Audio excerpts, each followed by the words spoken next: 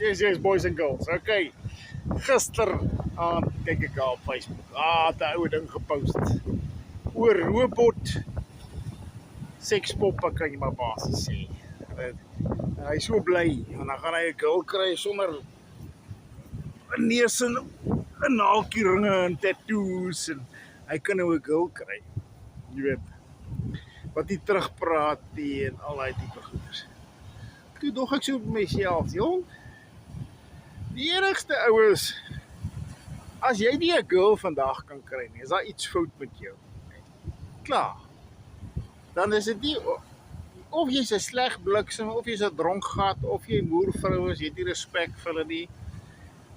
As bitter maar oues wat as jy 'n goeie temperament het en jy's ordentlik en jy trek ordentlik aan en jy kyk na jouself, gaan jy mos vir jou 'n girl kry. Iewers is daar 'n chick vir jou daar buite. Wat van jou hou? Nie noodwendig wat jy wil hê nie. Jy wil nou so jy wil 'n 10 en jy's 'n fucking 2. Jou tande is skeef. Jy werk by die superred besig om fucking sakkies te pak, goeie sakkies te pak. So ja, jy het nie ambisie nie. Jy's so fok op. Nou is jy opgewonde want jy gaan nou 'n robot girl kry. Nommer 1, 'n robot girl kos geld. Hy gaan jou fucking baie geld kos. Jy moet geld hê om 'n robot girl te kry. En nommer 2, dan moet jy aan stand hou. En nommer 3, as jy vir van daai Warzone fokkers is, wat die moeder raak vir 'n 8 ure update, want jy wil speel, as jou robot girlfriend 'n update kry, kan jy nie met haar speel nie. So, dan gaan jy 8 ure moet wag. Nee, dan gaan jy seker ook die moeder raak.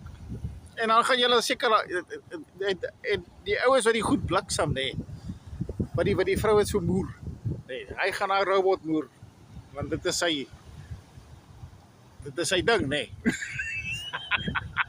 En is kort voor lank, dan het jy, as hierdie robots nou 'n wêreldwyde sensasie is, dan het jy nou 'n domestic abuse, 'n robotic domestic abuse movement gaan jy kry. Ja. Julle ouens moet besef is, nee, fuck it. Voor jy na die ander geslag kyk jy na jouself. Wat bied jy die ander geslag? Moenie bitch as jy fucking niks het om te bied nie. En jy kry niemand nie. Iewers is daar 'n fucking chica buite wat ook fokol werd is. So julle moet mekaar net vind.